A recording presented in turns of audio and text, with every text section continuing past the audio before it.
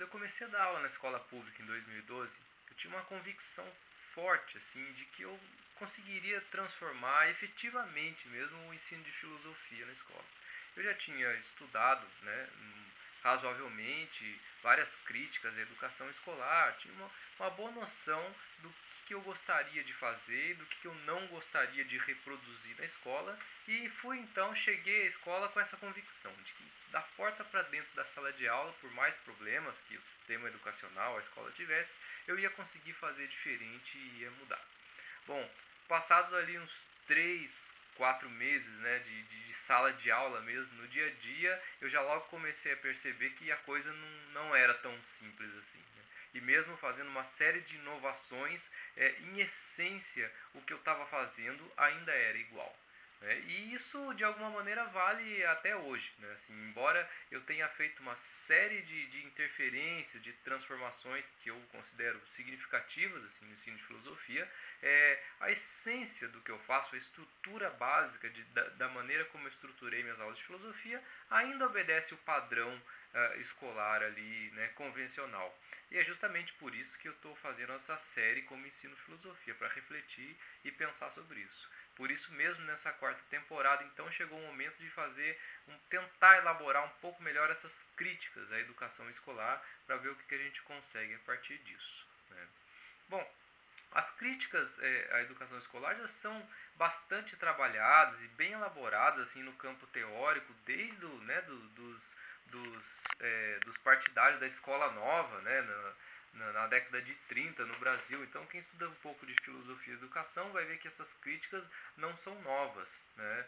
E é lógico, a escola vem evoluindo, né, desde a metade do século XX para cá, mas muito pouco, né? Uma boa parte dessas críticas ainda valem, e hoje surgem novas críticas ainda devido ao período, né, a era da informação em que nós vivemos e tudo mais.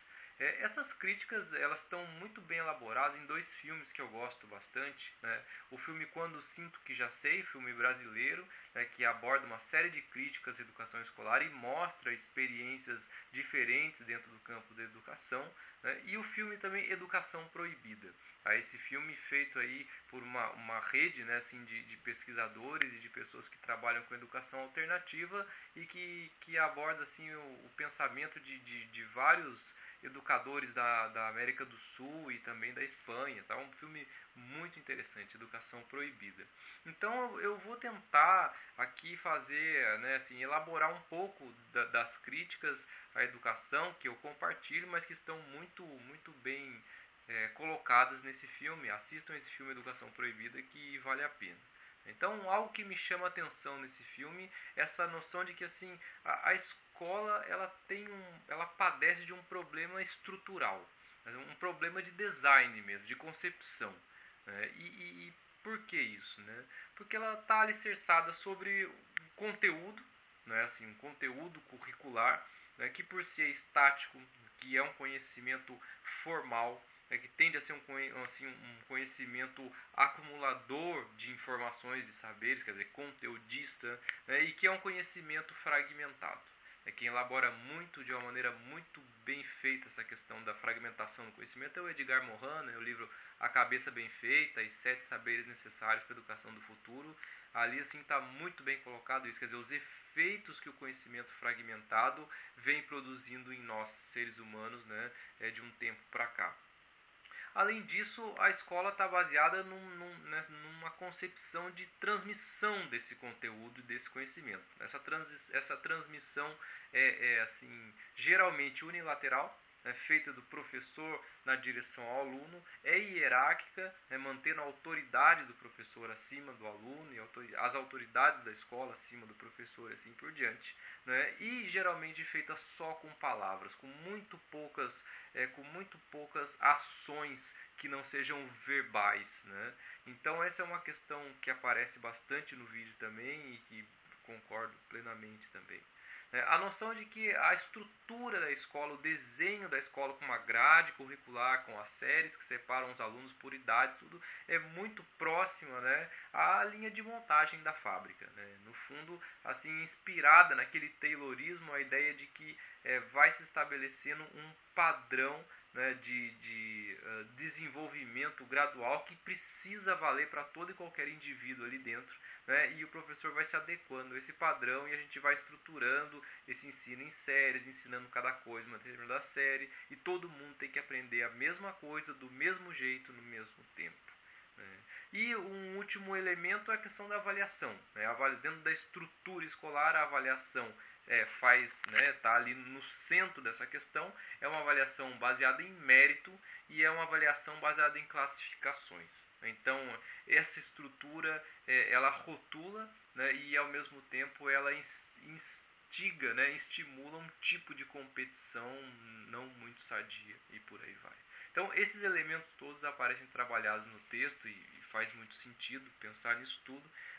Fora isso, a atuação do professor, né, assim, a ideia de como o profissional da educação, tendo ali um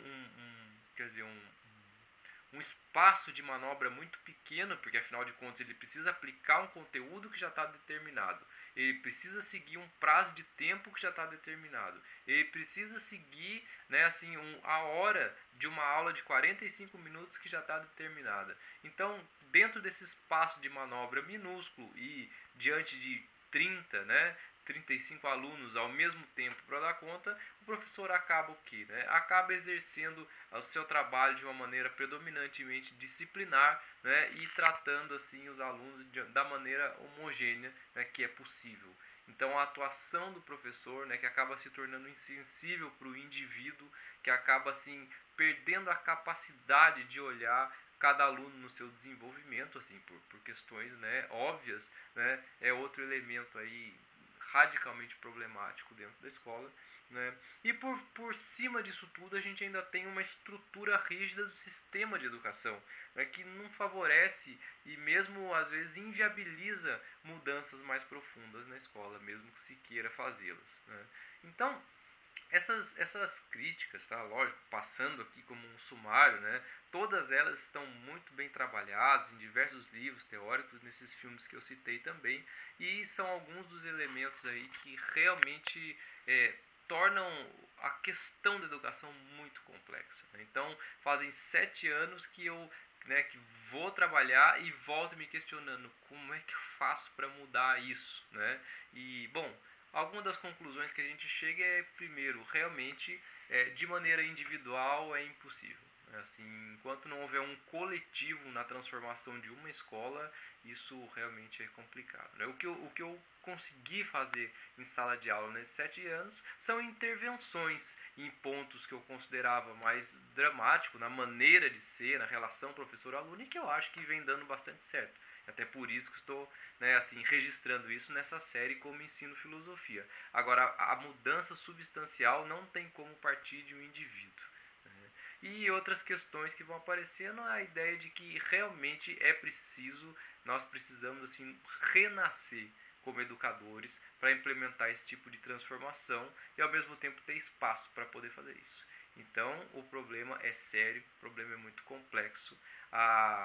Digamos que a reação mais comum ao problema é realmente a vitimização, né, do professor e o cruzar de braços mesmo, achar que isso não é possível e vamos tocando do jeito que dá. Para aqueles que permanecem inquietos, né, e tentando, vão encontrando pequenas soluções intermediárias no dia a dia. Então, por hora é isso, né? Mas essas críticas ainda precisam ser mais elaboradas aí em episódios seguintes. É isso aí, valeu!